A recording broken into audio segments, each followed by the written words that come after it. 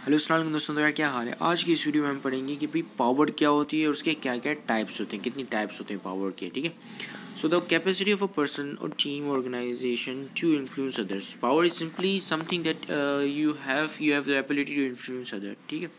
यानी कि आपकी ये एक ऐसी एबिलिटी होती है कि आप दूसरों को इन्फ्लुएंस कर सको, दूसरों को जो दूसरे जो काम ना करना चाहते हैं और आप उन्हें फोर्स कर सको वो काम करने के लिए। So that is power. ठीक है।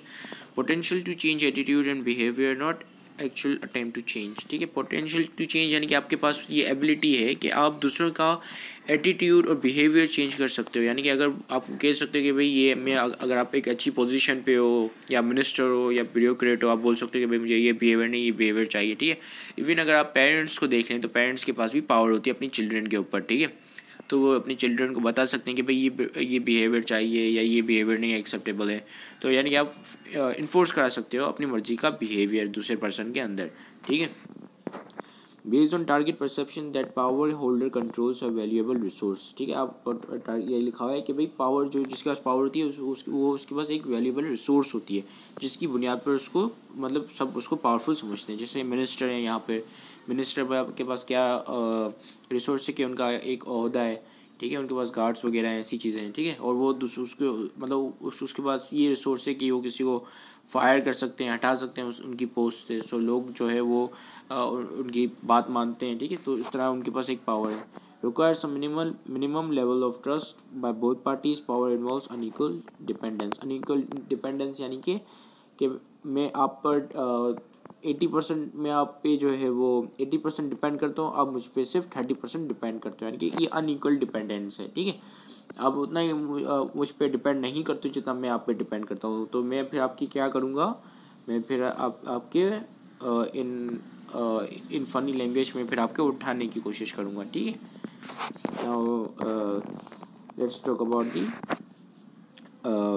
Types of powers. ठीक है। अब लेजिटमेट पावर वो पावर होती है जो मतलब एक पोजीशन पे होने की वजह से आती है। जैसे फॉर एग्जांपल आप किसी ऑर्गेनाइजेशन में गए और आप वहाँ पे एक एम्प्लॉय और आपका मैनेजर जो है वो एक ऐसी पोजीशन पे है, मतलब मैनेजरल पोजीशन पे है, और वो आपके ऊपर ऑर्डर झाड़ सकता है। वो अगर आप लेट आए तो वो आपको डांट सकता है। ठीक है। और या आपको फायर कर सकता है।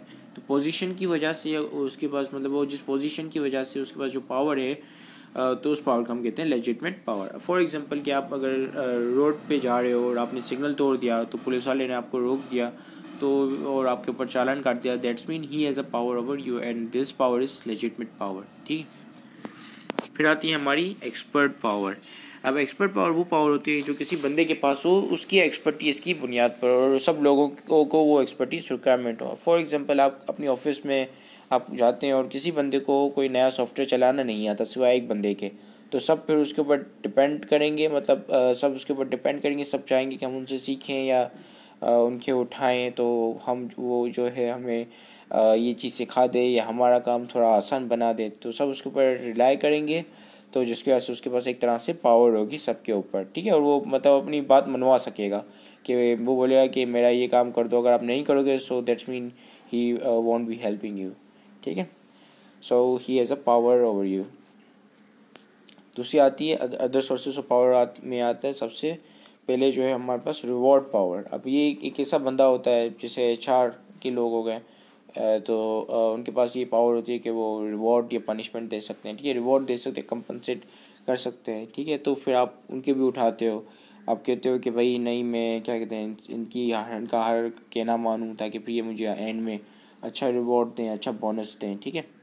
और दूसरा आता है हमारे पास कोर्सिव पावर। ठीक है। This is the ability to apply punishment और टू टेक अवे समथिंग।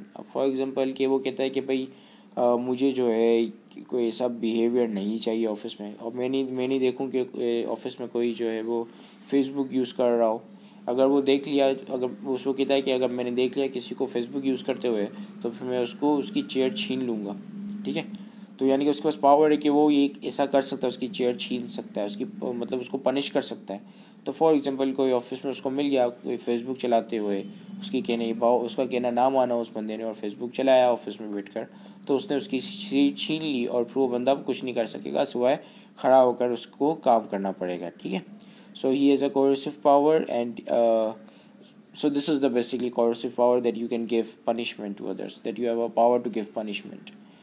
उसके बाद है रेफरेंट पावर. अब रेफरेंट पावर वो पावर होती है कि उसकी पर्सनालिटी और करेक्टरिस्टिक्स और पर्सनालिटी ट्रेट्स की वजह से एक बंदे का जो इन्फ्लुएंस होता है ऑर्गेनाइजेशन के अंदर. जैसे एक बंदा है जो कि काफ़ी मतलब काफ़ी मतलब समझें एक्सट्रोवर्ट है, काफ़ी मतलब बात करता है, सब उससे इंस्पायर होते हैं और सब उसकी बात मानते हैं, ठीक है. वो एज अ लीडर सब उसको अपना अपना अपना लीडर समझते हैं, ठीक है, अपना गुरु समझते हैं. और फिर तो उसके पास एक तरह से इस तरह की एक पावर आ जाती है, रेफरेंट पावर आ जाती है कि सब उससे इंस्पायर होकर और वो जो बात कहता है तो उसकी बात भी रखी जाती है और उसकी बात भी मानी जाती है, उसके काम भी किए जाते हैं, ठीक है.